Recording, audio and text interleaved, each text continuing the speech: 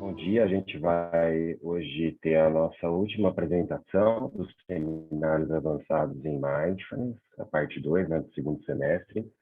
A gente tem como tema hoje a compaixão, então eu vou fazer uma apresentação sobre o tema da compaixão dentro da saúde, da medicina, da psicologia. E depois, como sempre, a gente vai ter um espaço de perguntas. Hoje também, para quem está matriculado na disciplina, a gente tem a avaliação final. Então, quem estiver matriculado, eu peço que fique ao final também conectado. Eu vou falar sobre como vai ser a avaliação da disciplina. Então, é uma atividade que é uma disciplina da pós-graduação em saúde coletiva, da Unifesp, e também aberta, né, como sempre, a todos que quiserem acompanhar essa visão mais científica de Mindfulness e compaixão. E também os seminários ficam gravados, ficam disponíveis no nosso canal do YouTube. Vocês podem acessar pelas nossas redes sociais. Então, nosso primeiro objetivo vai ser falar sobre a compaixão. Eu vou compartilhar com vocês a minha apresentação. Quem estiver na disciplina também e quiser já deixar aí o nome no chat, primeiro e último nome, que vai valer como a chamada de vocês, né? E quem também for tendo perguntas durante a apresentação, se quiserem deixar no chat, depois eu vou abrir um espaço para as perguntas, até o final, como eu falei, vocês vão poder abrir o microfone, inclusive. Mas quem quiser já deixando alguma pergunta no chat, fiquem à vontade. Então, a gente está, né, nos seminários avançados em Mindfulness e o nosso foco, logicamente, são as intervenções baseadas em Mindfulness, e a gente veio tratando isso ao longo do ano. E hoje a gente vai falar, então, da conexão entre Mindfulness e compaixão, sabendo que a abordagem, né, que a gente tem usado aqui, abordagem laica, científica, falando desses conceitos, né, dessas intervenções dentro da área da saúde, da educação, das organizações, mas são intervenções laicas e científicas. Esse vai ser o aspecto que eu vou tratar hoje no nosso seminário. Aqui estão os nossos contatos. Como eu falei, né, a gente deixa esse seminário gravado no nosso canal do YouTube. Vocês podem acessar o canal tanto pelo nosso site da Unifesp, que é o mindfulness.unifesp.br, como também pelo nosso site do nosso instituto, que é mindfulnessbrasil.com. Então, a gente sabe, né, e veio tratando sobre isso também ao longo dos seminários, que há uma conexão entre mindfulness e compaixão. Na verdade, a gente muitas vezes aborda os dois temas de maneira didática, separados, mas eles na prática, né, estão associados. Na própria tradição, nas tradições contemplativas, a gente acha essa conexão, né? E, por exemplo, no budismo se fala que mindfulness e compaixão são as duas asas do pássaro da sabedoria, ou seja, eles andam juntos para que a gente tenha, a partir da prática de mindfulness e compaixão, mais sabedoria para lidar com o dia a dia, com os fatores de estresse, né, com as questões do dia a dia. Então, são duas coisas que andam juntas, mas a gente acaba trabalhando algumas vezes de maneira didática, né, de maneira separada, mas que na prática eles andam juntos. Como a gente já viu, inclusive, né, em outros seminários, um mecanismo importante dos efeitos da prática de mindfulness, das intervenções baseadas em mindfulness, é o desenvolvimento de compaixão e de autocompaixão especial. Então, muitos estudos nos mostram que um mediador, né, um mecanismo que explica os resultados de mindfulness, é o desenvolvimento da autocompaixão ou da compaixão. E nem sempre um protocolo de mindfulness, né, um curso estruturado de mindfulness, por exemplo, os cursos de 8 sessões, eles abordam diretamente a compaixão. Por exemplo, é o caso da terapia cognitiva baseada em mindfulness, né? Basicamente, o protocolo ele é feito de práticas de mindfulness e exercícios cognitivos comportamentais. E isso se repete em outros protocolos estruturados de mindfulness. Mesmo assim, se nós medirmos a autocompaixão, né, para tentar explicar os efeitos, né, na ansiedade, na depressão e outros desfechos, a gente vai encontrar que mesmo que um protocolo de mindfulness não fale diretamente de compaixão, não tenha práticas de compaixão, de autocompaixão, ele vai desenvolver autocompaixão quando a gente mede isso nos participantes, né? Porque nós entendemos, isso vem do próprio Jon Kabat-Zinn, que a maneira como a gente trabalha o estado mental de mindfulness não envolve, né, apenas a atenção, né?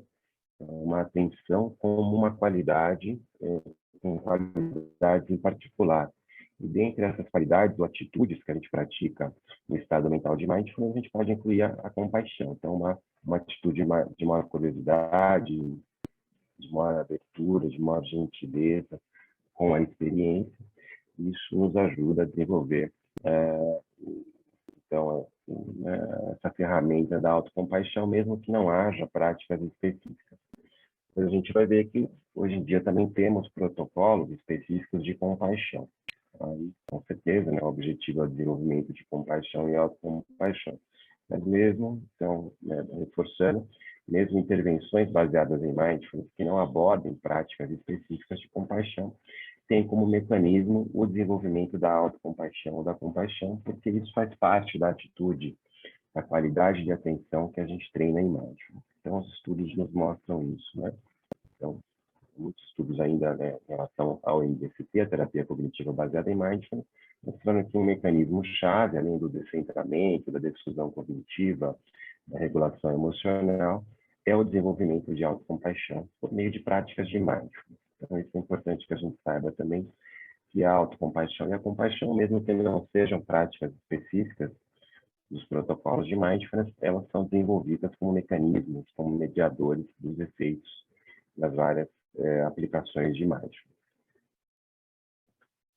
Então, aqui também pegando uma outra perspectiva, né, mostrando a aplicação das terapias baseadas em mindfulness para doenças mentais severas, incluindo a esquizofrenia, mostrando que mesma coisa, vale o mesmo, né? Tanto para depressão, esquizofrenia, transtornos bipolares, e os efeitos de mindfulness também são explicados pelo aumento nos níveis de autocompaixão, de compaixão. Então, está bastante claro na literatura científica sobre mindfulness.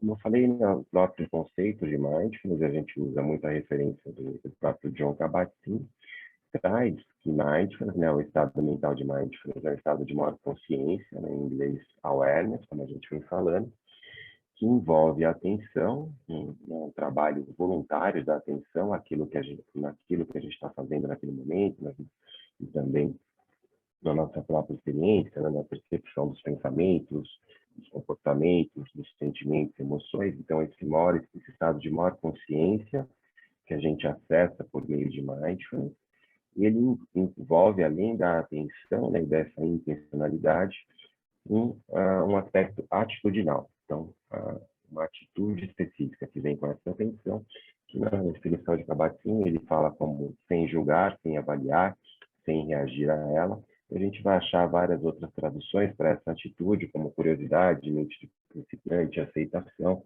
gentileza, não forçar. E isso tem a ver, né, com aspectos da compaixão, da autocompaixão. Então, mesmo que não façamos, né, práticas específicas de compaixão ou de autocompaixão, por meio da prática regular de mindfulness, a gente vai estar também desenvolvendo essa atitude que vai no sentido da compaixão e da autocompaixão. E como eu mostrei isso, a gente verifica também nos estudos e nos mecanismos de mindfulness. O que a gente tem visto, né, nas últimas 2 décadas, então as intervenções baseadas em mindfulness nasceram, né, essa abordagem laica e científica, como a gente vem vendo com o Jon Kabat-Zinn. Mas nas últimas 2 décadas começaram a surgir também protocolos estruturados de compaixão dentro da área da saúde, da psicologia, da medicina, também com essa ideia de que sejam protocolos laicos, científicos e acessíveis. Logicamente, assim como o mindfulness, eles são influenciados, né, são informados pelas tradições contemplativas, como o budismo e o hinduísmo, mas trazem uma abordagem mais universal, mais científica e laica, para que qualquer pessoa possa acessar esses conhecimentos. E a gente tem usado, né, dentro da medicina, da saúde, da psicologia, o conceito de compaixão, que logicamente vem também derivado, né, dessas tradições, mas que tenta delimitar um conceito mais operacional, para que a gente possa entender essas intervenções e poder localizá-las, estudá-las de maneira mais objetiva também, né? Um construto operacional do que seria a compaixão. Então, a gente pega, em especial, essa referência, né, da Goethe, seria o surgimento, seria o sentimento que surge a se presenciar o sofrimento do outro e o meu próprio, quando a gente fala de autocompaixão, e que traz um desejo ou uma motivação, não necessariamente uma ação, mas também pode ser uma ação, mas em especial um desejo ou uma motivação de ajudar ou aliviar o sofrimento. Então, seria, frente ao sofrimento, reconhecer o sofrimento. O primeiro componente seria a sensibilidade ao sofrimento do outro e o meu próprio, e que traz junto um desejo, uma motivação e, eventualmente, uma ação de ajudar ou aliviar o sofrimento. Então, são dois componentes que a gente trabalha nessa definição mais operacional, que seria a sensibilidade ao sofrimento, o reconhecimento do sofrimento como parte da natureza humana. Então, reconhecer, né, que o mal-estar, o sofrimento, ele faz parte do nosso dia a dia, não que o nosso dia a dia seja, né, baseado apenas em sofrimento e mal-estar, mas que ele faz parte, naturalmente, nós vamos experimentar o mal-estar, o sofrimento no nosso dia a dia. Então, isso faz parte da natureza humana de todos nós. E o compromisso, o desejo de aliviar o sofrimento, a motivação ou o desejo de aliviar o sofrimento. Essa primeira ideia, né, de sensibilidade ao sofrimento e reconhecimento de que ele faz parte, né, da experiência humana, também vai no sentido do que a gente chama de humanidade compartilhada, que é entender, né, que a vida funciona assim, ela vai alternar, né, momentos de felicidade, momentos agradáveis, momentos felizes, com momentos de sofrimento, de mal-estar. Isso faz parte da natureza humana, não só da minha natureza, mas de todos os seres humanos, de todos os seres vivos. Então, isso nos leva, né, ao sentimento também de humanidade compartilhada, de deixar de personalizar o sofrimento como algo próprio a mim mesmo, mas que é próprio da natureza humana. Isso é muito importante, né, nos efeitos, na próprio trabalho com a compaixão. Então, esses dois componentes do reconhecimento do sofrimento como parte da natureza humana e o desejo, né, a motivação de aliviar, eles vão estar por trás das práticas de compaixão, de autocompaixão, e também as pesquisas vão buscar identificar esses dois componentes para a gente estudar melhor os benefícios da prática de compaixão.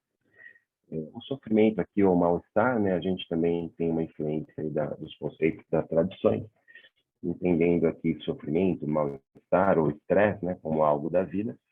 E a gente fala também de grandes sofrimentos e, entre aspas, pequenos sofrimentos. Os grandes sofrimentos seriam os sofrimentos ou o estresse, né, próprio do ciclo de vida, então, entendendo, por exemplo, a ruptura do nascimento como um primeiro sofrimento, onde a gente sai do ambiente controlado, né, da gestação, para enfrentar os estressores, né, do dia a dia, do mundo. Então, o nascimento também é uma ruptura, entendido como um momento de mal-estar, de sofrimento, de apresentação à natureza da vida. E depois, o que, né, todos nós vivenciaremos, que seria o processo de envelhecimento, naturalmente, com envelhecimento, maior chance de adoecimento e a morte. Então, seriam condições próprias, né, que podem gerar mal-estar, sofrimento e estresse, próprias da natureza humana. E, além disso, teriam, entre aspas, pequenos sofrimentos, que são sofrimentos mais próprios de cada um, do contexto de vida de cada um. Né? Cada pessoa viverá em um contexto e vai ter os seus fatores de estresse, os fatores de mal-estar. Mas, independente, né, dessa ideia de grandes sofrimentos compartilhados, sofrimentos que são próprios do contexto de vida de cada um, a existência, né, de mal-estar, de sofrimento, de estresse, é algo da vida. Então, esse é o primeiro componente da compaixão, e depois o sentimento, né, a motivação, o desejo de aliviar. Isso parece algo, né, um pouco, talvez pouco aplicável, né, no nosso dia a dia, numa primeira aproximação, numa primeira compreensão, Mas se a gente pensar, né, que tem uma tendência da nossa mente muito grande frente ao mal-estar, né, frente a algo que deu errado, de excesso de crítica ou excesso de culpa, a gente começa a entender um pouco dos efeitos, né, de trabalhar a autocompaixão, a compaixão. Então, em geral, quando a gente é muito comum, né, no nosso dia a dia, o que a gente chama de voz crítica, ou seja, frente a algo que deu errado, frente a uma situação de mal-estar, frente, né, a um momento de estresse, a gente criticar a situação. Logicamente que a crítica ela tem um fator positivo, né, de avaliação, de reflexão, mas aqui a gente está falando do excesso de autocrítica, às vezes o excesso de culpa, que leva a uma amplificação do sofrimento, né? Então, frente a algo que deu errado, a gente fica ali martelando, ruminando sobre aquilo, e às vezes a sensação de sofrimento aumenta, né? A gente tem um conceito para isso que seria o sofrimento secundário, depois eu vou falar um pouco mais sobre isso. Mas então é muito comum, né, para a gente começar a entender os efeitos da compaixão, da autocompaixão, que a gente vá, né, frente a essas situações de estresse, de mal-estar, para essa voz crítica, o excesso de autocrítica. Então, a compaixão, a autocompaixão seria um antídoto a isso, né? Para frente a situações de mal-estar, de estresse, de sofrimento, que a gente possa reconhecer que ali tem uma situação de sofrimento e que é natural, não é só comigo, né? Com todos os seres humanos, e que eu posso, frente ao sofrimento, ao mal-estar, trazer ações para aliviar o sofrimento, pelo menos uma motivação, um desejo de aliviar o sofrimento, para que a gente não entre nessa voz crítica, né? Então a gente fala que a compaixão nos traz uma voz mais compassiva frente a essas situações de estresse, de mal-estar, e a gente evita, né, o excesso de sofrimento, a ruminação mental, aquela voz interna que piora a situação. Então, que a gente entre menos no módulo de excesso de crítica, excesso de culpa, isso vai em relação ao outro e, logicamente, em relação a mim mesmo. Então, são práticas que vão nos ajudar a gente entender, né, de maneira mais didática, sairmos, para que a gente possa sair dessa voz mais autocrítica que atrapalha, né, nessas situações de estresse, de mal-estar, e treinarmos uma voz mais compassiva que pode nos ajudar ativamente nessas situações. Então, isso, né, tem base, a gente tem estudado a compaixão, a partir da referência de muitos autores, que é bastante clássico, até para a gente entender mais didaticamente como a compaixão pode nos ajudar, é o Paul Gilbert, que é um autor, um pesquisador inglês, que tem um foco muito grande do seu trabalho na compaixão, tem um programa próprio de desenvolvimento da compaixão, especial para condições clínicas, e ele parte da ideia, né, do que a gente chama de psicologia evolucionista, que diz que o nosso cérebro, tudo isso são abordagens didáticas, né, não é tão segmentado assim, mas para a gente entender didaticamente, o nosso cérebro ele foi sendo desenvolvido, né, se a gente pegar a ideia de evolução dos seres vivos, a partir, né, de sistemas cerebrais menos complexos. Então, a gente compartilha algumas características, né, de funcionamento cerebral com outros animais, inclusive animais, né, que são mais, do ponto de vista de desenvolvimento cerebral, mais simples, como os répteis. E a gente tem algumas funções cerebrais ou orgânicas que vão no sentido da sobrevivência, né? Isso a gente localiza mais no cérebro reptiliano. Então, a sobrevivência da espécie em relação às necessidades, né, de alimentação, de sexo, de sobrevivência frente às ameaças do dia a dia. Então, algumas ações cerebrais, incluindo as ações automáticas, né, relacionadas à sobrevivência da espécie, são compartilhadas com outros animais, estão localizadas em algumas partes do cérebro que têm semelhança com cérebros, né, com o cérebro, por exemplo, dos répteis. Então, a gente chama esse sistema reptiliano. A gente tem o sistema límbico, que a gente compartilha em especial com os mamíferos, que seria um sistema relacionado também à afetividade, às emoções, logicamente tudo interligado, né? O sistema de sobrevivência, de luta e fuga. E o sistema cerebral, né, a parte do cérebro, as conexões que falam mais da nossa experiência humana, estariam localizadas no neocórtex, que a gente chama de cérebro mais racional.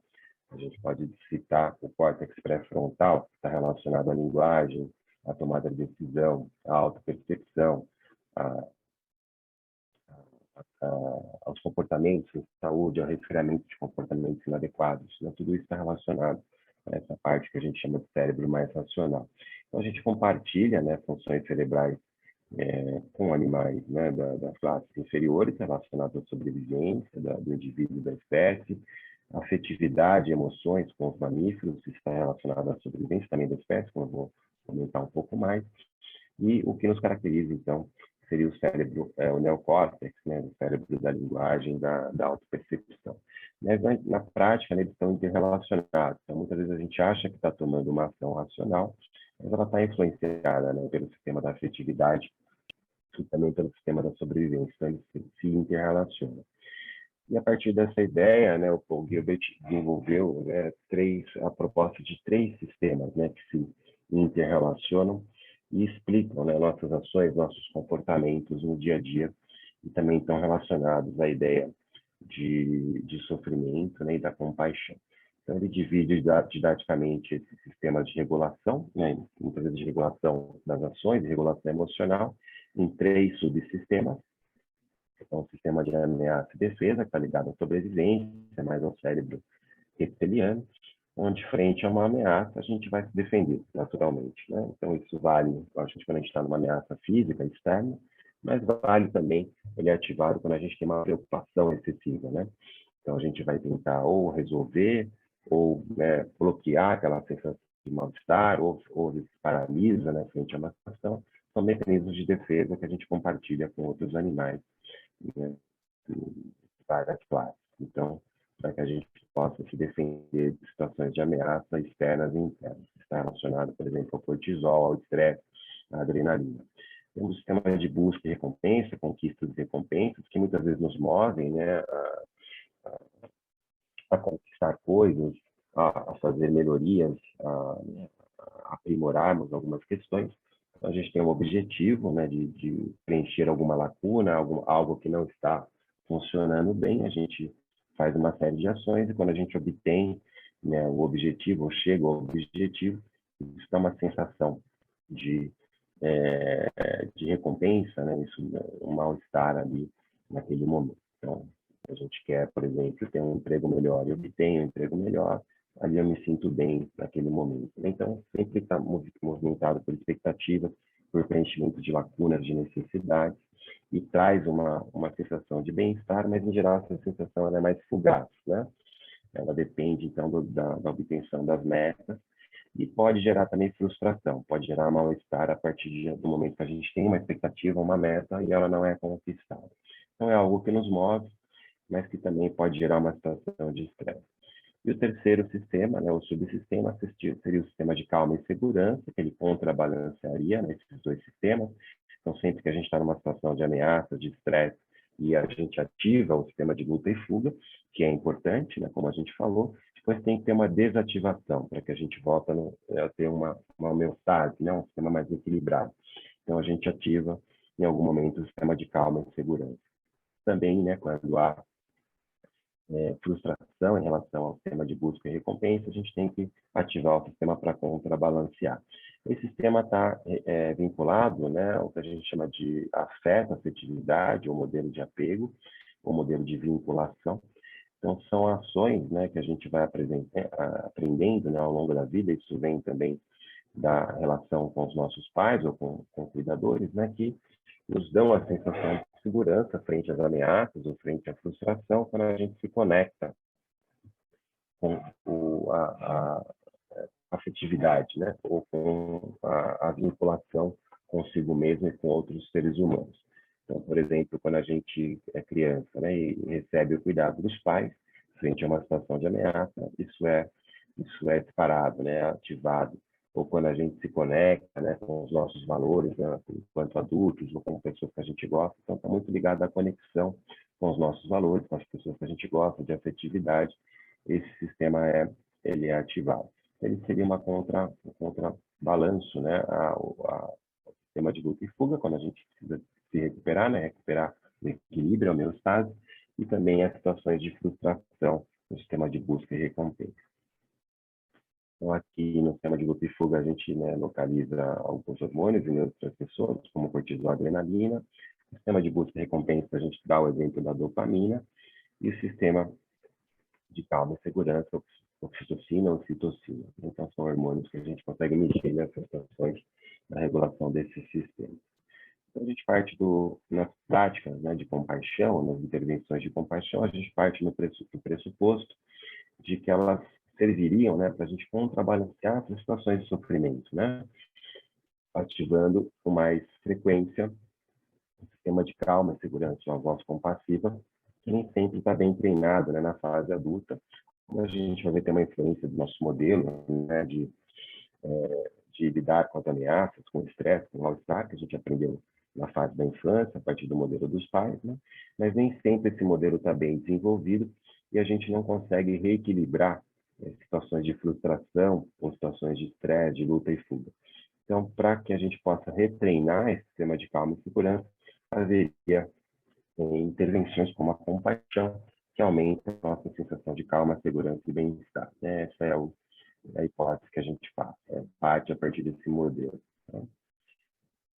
Então, para isso, existem uma série de práticas, como eu falei, né, muitas dessas práticas são derivadas das práticas contemplativas, como o hinduísmo, o budismo, né? A gente também tem práticas semelhantes no cristianismo, em várias tradições humanas, mas aí, em especial nas últimas 2 décadas, tem sido desenvolvido treinamentos mais estruturados de compaixão. Alguns ainda ligados a um vínculo mais objetivo e direto com as práticas contemplativas. Aqui eu dou 2 exemplos, né? O programa da Emory, por exemplo, que é o treinamento de compaixão com base cognitiva, o Cognitive Based Compassion Therapy, foi desenvolvido lá na Universidade de Emory, né? Um programa bastante estudado e reconhecido internacionalmente, e ele tem um vínculo, né, claro, com as práticas budistas, em especial a prática do Lojong. Assim como o programa, né, o treinamento do cultivo da compaixão, que é da Stanford, também traz práticas estruturadas de compaixão, mas falando, né, dessa relação direta dessas práticas com as práticas do budismo do Lojong. E a gente tem alguns programas que são, né, mais laicos e científicos, que tiram a roupagem da prática contemplativa, como o próprio programa do Paul Gilbert, na terapia focada na compaixão, ou Compassion Security Therapy. Ele tem uma abordagem especial para pacientes, né, com transtornos mentais, em especial. E o programa da NEF, que é bastante reconhecido, o programa de autocompaixão da NEF e do Christopher Germer, que tem uma estrutura, inclusive, parecida com os protocolos de Mindfulness, de 8 sessões, e ele traz também, em especial, a prática da autocompaixão, a partir de uma modalidade laica e científica.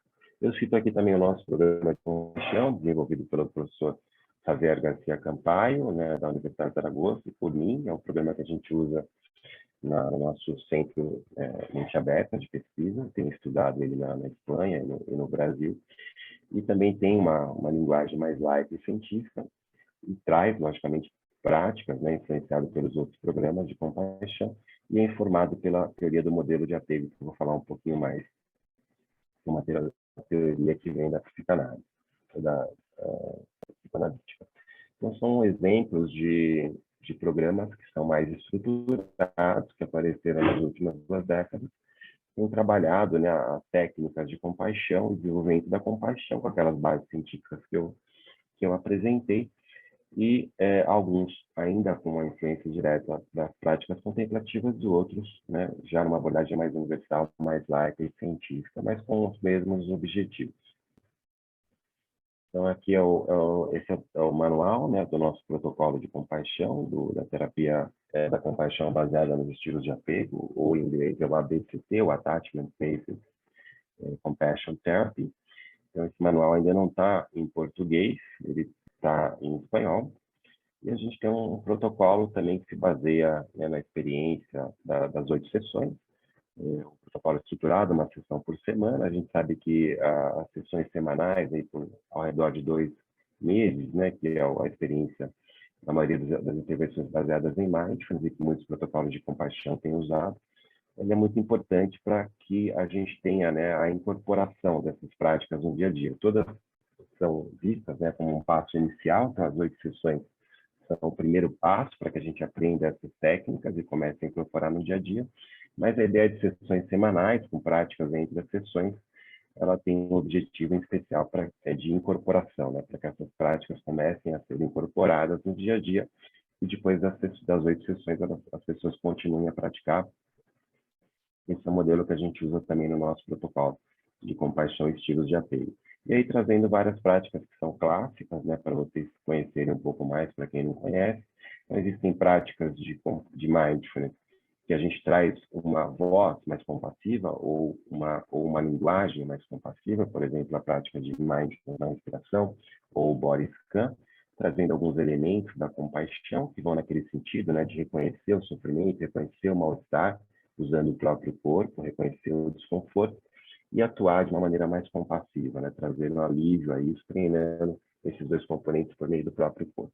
Além disso, né, práticas que são próprias dos modelos de compaixão, que a gente chama de práticas que usam visualização, imaginação ou tomada de perspectiva, onde a gente traz à mente situações de vida, né, traz a memória, a imagem, situações de mal-estar, de sofrimento, e vamos trazer uma outra perspectiva, trazendo essa voz mais compassiva. Então, muitas das práticas de compaixão vão trabalhar com imaginação, né, com visualização de algumas situações de vida, trazendo, né, um novo sentimento, esse sentimento de compaixão, traduzido pela voz compassiva. Então, vai haver uma mescla, em geral, de práticas de compaixão, de mindfulness, com um toque mais compassivo, ligadas no corpo, o corpo como laboratório de aprendizagem, e outras práticas que são mais cognitivas, trazendo imaginação, tomada de perspectiva. Então, essas duas práticas a gente encontra nos protocolos de compaixão, assim como o nosso, e aí trabalhando, né, a afetividade, trabalhando vários aspectos que são relacionados à compaixão, né, a afetividade, a capacidade de dar e receber afeto, o perdão, o lidar com situações difíceis, lidar também com pessoas que a gente classifica como difíceis, a questão da equanimidade, então vários que estão relacionados à compaixão vão sendo desenvolvidos ao longo dos protocolos, e é um modelo que a gente usa também no nosso protocolo. E, além disso, a gente usa o modelo da teoria do apego, que eu vou falar um pouco mais para vocês, entendendo que ele também tem uma correlação com a compaixão. Então, o que seria o apego, né? O apreço, a vinculação do ser humano? Então, isso vem, né, em especial, localizado na nossa vinculação com os mamíferos, né? E tem uma função biológica, como eu falei, uma função de sobrevivência. Nós, né, entendemos como mamíferos, a gente tem uma vantagem evolutiva, que seria a possibilidade de nossos cérebros se desenvolver, em especial no período da infância e da adolescência, mas isso traz uma desvantagem, que seria a dependência, né, a fragilidade nesse momento especial na primeira infância. Então, a gente entende que a afetividade, o cuidado dos pais, dos cuidadores, né, ele é fundamental tanto para o desenvolvimento, né, dessas características neurológicas, mas também para a nossa proteção, para a nossa sobrevivência. Então, a afetividade, ele faz parte, né, a conexão, a afetividade, a vinculação, o apreço pelo outro, em especial representado pelos nossos cuidadores, pais, ele faz parte do nosso desenvolvimento neuropsico biológico, como também na nossa sobrevivência, né, como indivíduos e como espécie. Então, o apego é uma característica, a afetividade, a vinculação dos mamíferos e também dos seres humanos, né? Então, o nosso cérebro ele é desenvolvido, né, para a afetividade. Nós respondemos à afetividade, né, ao carinho, à bondade, à conexão. Por exemplo, quando a conexão, né, com os nossos pais, com os nossos cuidadores, por meio de gestos, por meio de olhares, de sorrisos, isso depois, logicamente, se traduz para outras pessoas. Então, a conexão é algo, né, a conexão com outros, né, seres humanos é algo que faz parte do nosso desenvolvimento neuropsicobiológico e também da nossa sobrevivência.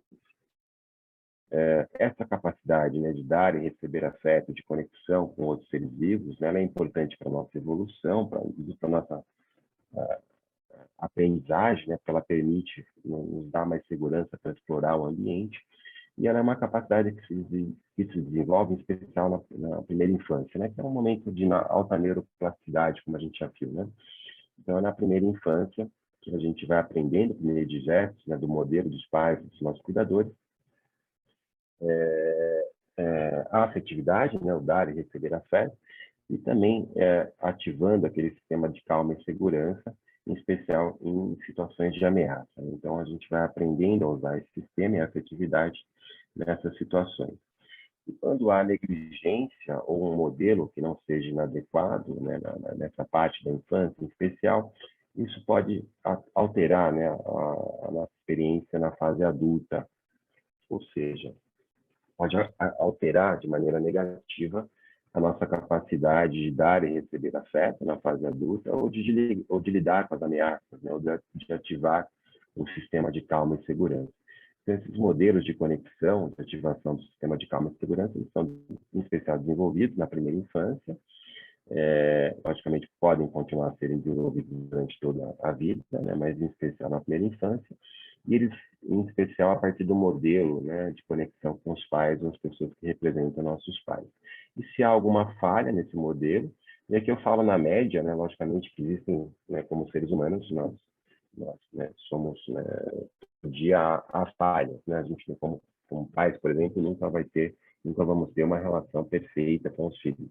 Mas eu estou falando aqui da média, né? Então, da média das situações de afetividade ou quando as crianças se sentem ameaçadas, que há uma presença dos pais, dos cuidadores de maneira efetiva ou exemplos de afetividade de maneira efetiva, se na média isso ocorre de maneira adequada, há uma tendência do adulto ter essas habilidades de maneira mais natural. Se há uma falha, então também há uma tendência da fase adulta a gente manter essa falha. Né? E, logicamente, quando a gente fala de compaixão, né, de reconhecer o sofrimento, de se conectar com o sofrimento do outro, com o meu próprio, eu preciso dessas habilidades de afetividade, de conexão. E também, né, de ativar o sistema de segurança, de calma, de ativar a voz compassiva, a voz de autocuidado. Então, quando a gente não tem, né, um bom modelo de apego, de afeto desenvolvido na infância, isso vai afetar essas características na fase adulta e, logicamente, vai afetar a nossa capacidade de desenvolver a compaixão e a autocompaixão. Então, nosso modelo de programa se baseia nessa hipótese.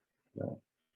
A gente sabe também, né, que corrobora todas essas, tem um investimento muito grande hoje na teoria do apego, né, da conexão humana, e tem muitas pesquisas mostrando, né, que a conexão ou a falta de conexão nesse caso, né, o isolamento ou a sensação de não pertencimento tem sido por meio, né, comprovado por meio de estudos muito bem feitos, que é um fator de risco para a mortalidade. Então, o isolamento social, a sensação de não pertencimento, é um fator de risco, né, para a doença, para o adoecimento e para a morte, do mesmo patamar do tabagismo, por exemplo, né, com o mesmo risco, com a mesma porcentagem de risco do tabagismo. Então, isso tem a ver com essa nossa característica biológica, né, neurobiológica da conexão. Então, se a gente não se sente conectado, a gente não desenvolve afetividade, a gente não aprende ou desenvolve o sistema de calma e segurança, ou não ativa, e isso, logicamente, altera a nossa capacidade de lidar com o estresse, com as ameaças, com o mal-estar do dia a dia, e isso gera uma sensação de sofrimento e de doença que pode aumentar a taxa de mortalidade precoce.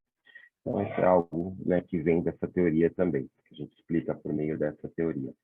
Isso aqui é um outro exemplo, né, relacionado ao burnout, que é um fator de estresse relacionado ao trabalho, pesquisas mostrando também que a falta de conexão no trabalho também é um fator de risco para o burnout, mesma base, né?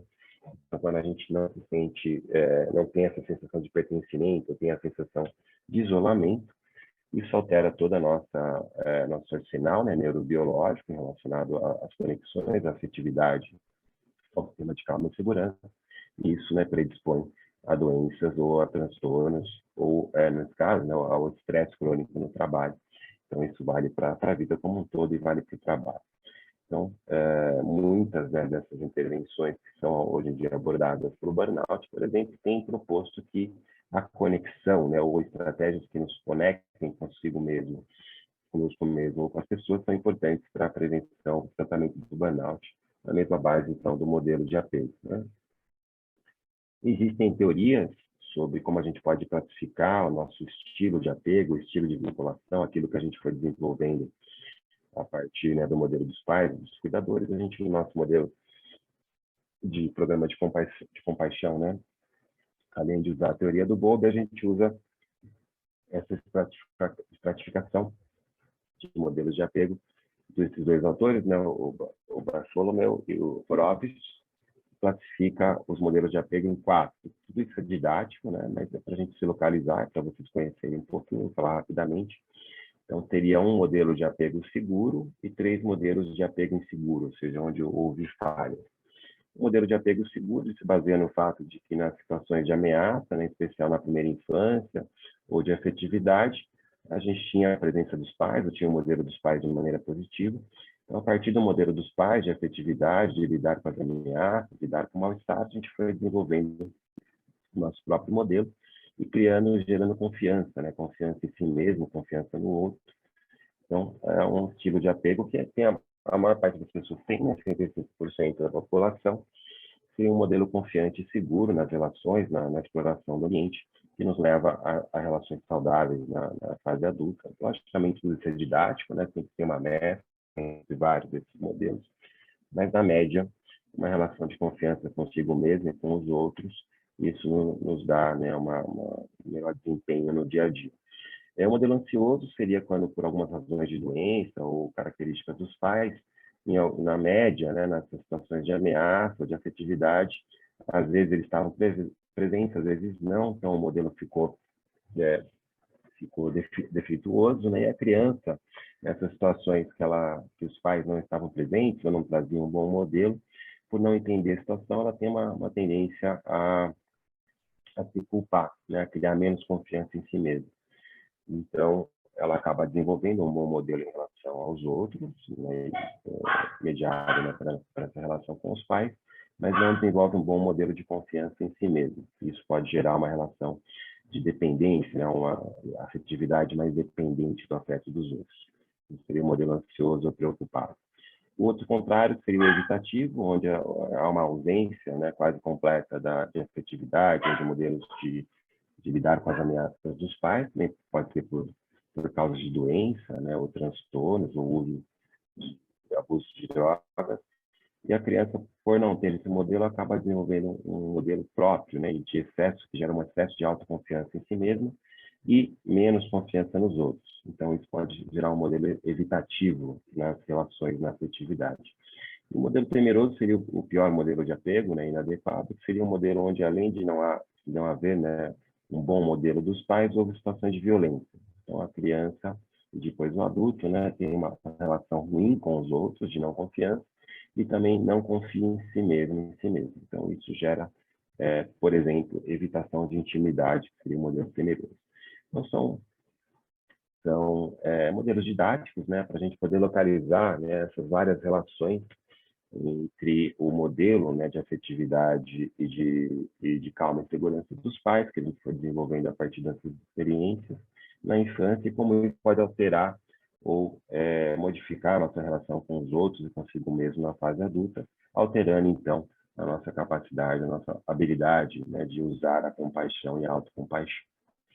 Então, as práticas, né, no nosso protocolo vão nesse sentido, né, da gente poder, e a hipótese que a gente usa, logicamente, é que essas habilidades, mesmo que elas não tenham sido bem desenvolvidas na fase da infância, né, ou da adolescência, elas podem ser treinadas, assim como o mindfulness, a gente pode treinar essas habilidades, né, de afeto, dar e receber afeto, de perdoar e pedir perdão. Então, uma série de correlatos, né, nesses modelos, para que a gente possa desenvolver essas habilidades, mesmo que elas não tenham sido bem desenvolvidas na infância. E quanto aos mecanismos, né, a gente tem, então, a partir dessas práticas, né, que nos ajudam ao desenvolvimento dessa voz mais compassiva, de relações, né, onde a afetividade ela é desenvolvida de maneira mais equilibrada em relação a si mesmo e aos outros, né, a ativação do sistema de calma e segurança em situações de estresse e mal-estar. Isso faz com que a gente tenha, né, alguns mecanismos da compaixão que nos ajudam a lidar, como eu já tinha adiantado, né, com a autocrítica, aquela voz crítica, o excesso de crítica que pode surgir em situações de mal-estar, né, de sofrimento, a partir da ideia de que o sofrimento é algo da humanidade, né, do ser humano. A gente migra do eu, né, da personalização, do excesso de autocrítica, de culpa, para entender que aquilo é uma situação da vida. Isso nos leva também à diminuição das ruminações, porque a gente fica menos naqueles pensamentos autodepreciativos, que nos levam a mais sofrimento, né, a uma espécie de reatividade cognitiva frente às situações, né, de mal-estar.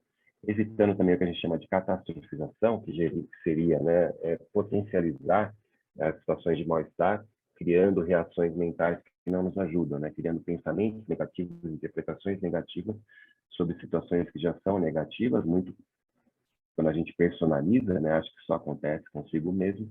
Então, a partir do momento que a gente entende, né, a perspectiva do sofrimento e do mal-estar, mais no sentido da humanidade compartilhada, tirando um pouco da voz autocrítica e da culpa, a gente diminui as ruminações, essa tendência à catastrofização, e a gente sabe que a ruminação, né, mental, a catastrofização é a base de muitos dos transtornos mentais, como ansiedade e depressão.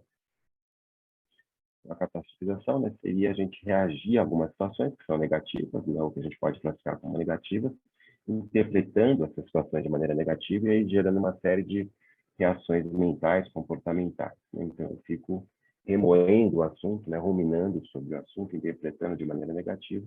Isso altera a minha relação com aquele tema e pode causar mais sofrimento, o que a gente chama de sofrimento secundário, né? E o sofrimento sujo ou mal-estar sujo.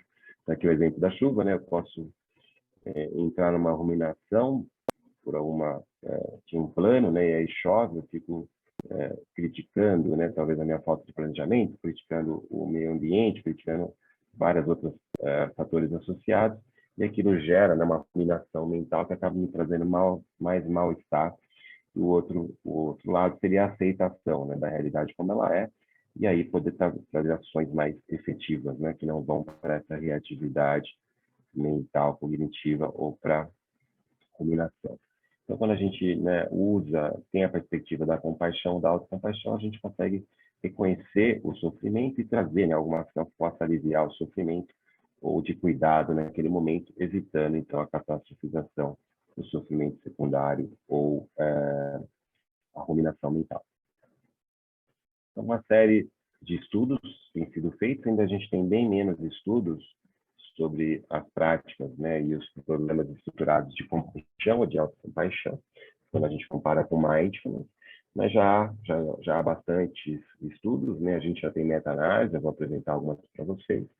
Uma das ferramentas que a gente usa, né, nesses estudos é a escala da NEF de autocompaixão. Já há outras escalas que medem compaixão e autocompaixão, mas ainda a maioria dos estudos usa a referência da NEF, que é a mais antiga, né, que seria uma escala de autocompaixão. Ela tem uma versão longa, de 26 itens, e uma versão curta, de 12 itens, que é a escala, né, que eu citei daqueles estudos, né, que medem os efeitos de mindfulness, identificam a autocompaixão como um dos componentes, né, muito baseado no uso dessa escala, que ela está validada, inclusive, para o português. Então, a gente tem observado que as intervenções, né, baseadas em compaixão, elas têm até correlações, né, com os efeitos de mindfulness, então melhora na dor crônica, em especial melhorando a qualidade de vida, diminuindo a catastrofização, que seria aquela reatividade cognitiva, né, aos sintomas da dor, isso piorando a qualidade de vida, aumentando a interferência da dor no dia a dia. Então, as práticas e os protocolos de compaixão, assim como os de mindfulness, ajudam na dor crônica. Os transtornos alimentares, em especial do tipo anorexia e bulimia, por também terem um efeito, terem um componente, né, de excesso de autocrítica, pouca autocompaixão. Então, incluir a compaixão ou práticas de autocompaixão numa fase precoce do tratamento pode melhorar o diagnóstico, diminuindo a autocrítica. Em qualquer situação, né, qualquer transtorno que tenha um componente de trauma psicológico na infância, né, abuso ou mesmo, né, modelos de apego que sejam negativos. Então, as práticas de compaixão melhoram, né, diminuem a ruminação mental, o excesso de crítica, melhoram a regulação emocional e acabam tendo efeito positivo nesses transtornos que estão ligados a traumas, né, na infância, que inclui a ansiedade, a depressão. Aqui alguns exemplos, né, de estudos, aqui uma meta-análise mostrando que, né, como eu falei, comparado com mindfulness, ainda a gente tem bem menos estudos, né, mas os estudos com resultados interessantes, aumentando, logicamente, a habilidade de autocompaixão, de compaixão, também os níveis de mindfulness, como a gente viu, tem uma correlação entre a compaixão e mindfulness, melhorando os sintomas de depressão, melhorando os sintomas de ansiedade, do estresse psicológico em geral e do bem-estar. Também tem muita conexão entre compaixão e também o que a gente chama de psicologia positiva ou características positivas da mente, né? Aqui uma outra, em especial para pacientes com câncer, mostrando que Mindfulness melhora também, mesmo em pacientes com essa condição tão difícil, que são as neoplasias, melhora, né, a autocompaixão nas situações que tem uma tendência muito grande à culpa, né, se culpabilizar pela condição, aqui no caso, né, o câncer de mama, e diminuindo os sintomas de depressão. Aqui, nos aspectos mais positivos, né, da psicologia positiva, então melhorando a satisfação com a vida, mediado pelo aumento da autocompaixão e de emoções positivas. Aqui é interessante, né? Mesmo em Mindfulness tem aumentado as intervenções, né, laicas e seculares de Mindfulness e de compaixão em países asiáticos, que são os países muitas vezes que são o berço, né, das tradições contemplativas. E aqui também no sentido, né, da multiculturalidade, né, mostrando que compaixão, apesar da maioria dos estudos, dos protocolos, né, serem americanos ou em população anglo-saxã, né, poucas exceções, que outras populações têm também aceitado bem essas intervenções, inclusive populações, né, que têm uma tradição no budismo, no hinduísmo, como as populações asiáticas. Aqui também muito uso para profissionais de saúde, aqui com efeito multiplicador, né? Não só para a saúde do profissional, melhora da saúde mental, do bem-estar, prevenção do estresse ocupacional, prevenção do burnout, também da fadiga compassiva, que seria o excesso de dedicação ao outro sem o autocuidado, o autocompaixão.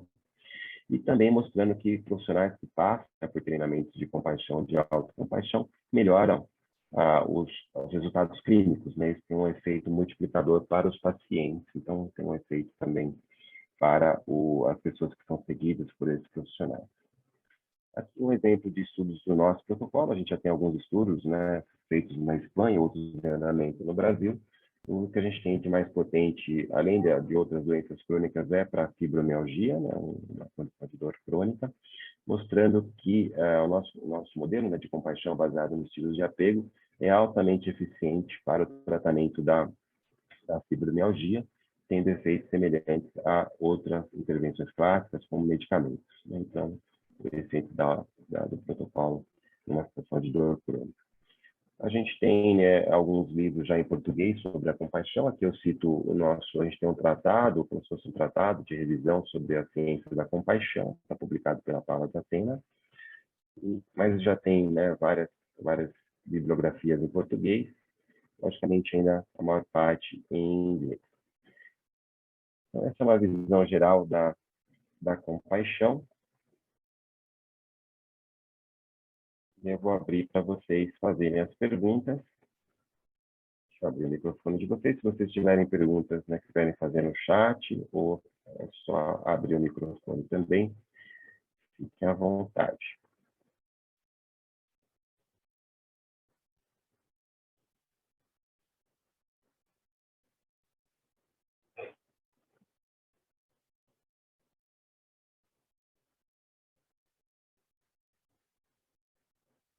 Para a apresentação já pode acordar, né? Já pode, já quiserem. Quem tiver uma pergunta, então, algum comentário, quiserem, fiquem à vontade.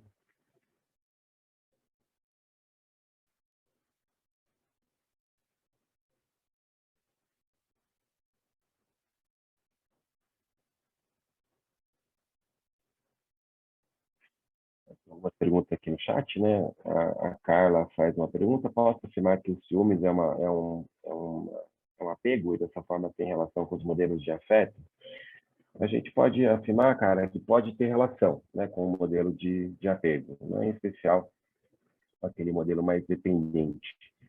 Então, essas relações de afetividade com podem gerar, né, mal-estar, como é o caso dos ciúmes, podem ter, sim, relação com o nosso tipo de apego. Logicamente, é bastante complexo, a gente tem que olhar para cada situação, né?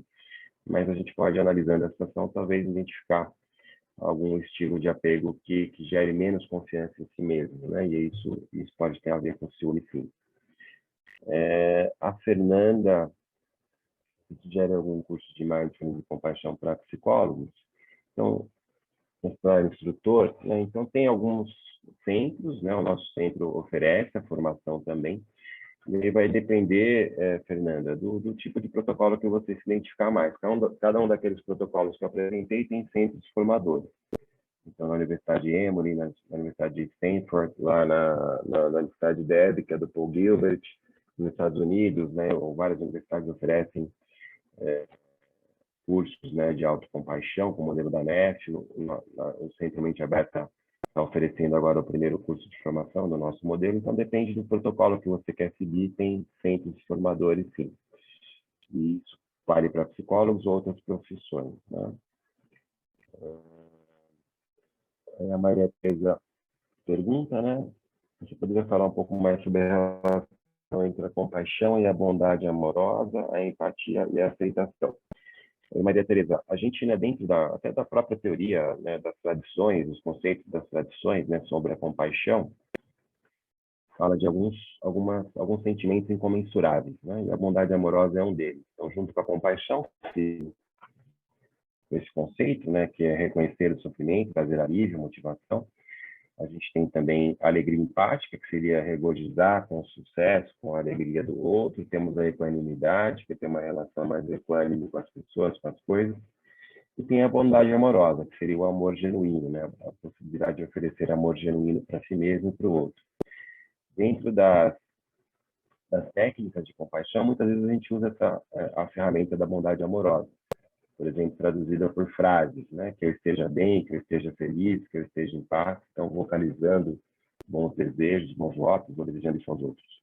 Esse componente da bondade amorosa, muitas vezes a gente usa na compaixão para traduzir o desejo e a motivação de aliviar o sofrimento, ou autocuidado, né? Então, essa seria a relação da bondade amorosa dentro desses protocolos, né?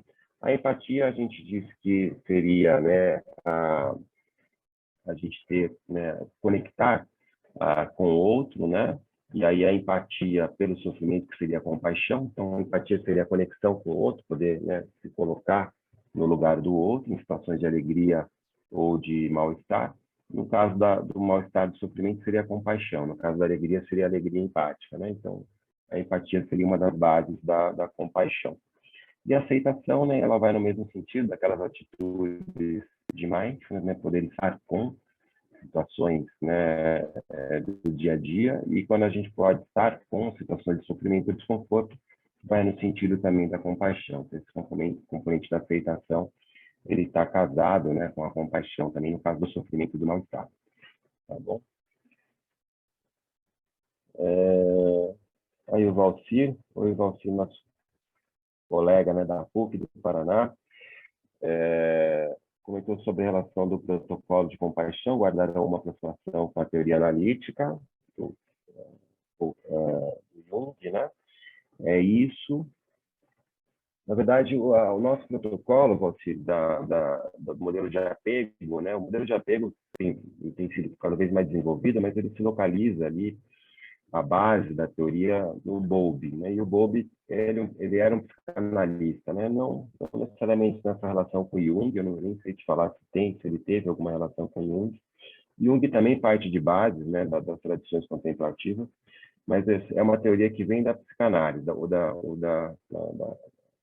da psicologia psicanalítica. Então, tem essa correlação com o Bowlby, né, no modelo de apego especial, tá bom? Então, como eu falei, né, essa aula vai estar também disponível a vocês, ali no nosso canal do YouTube.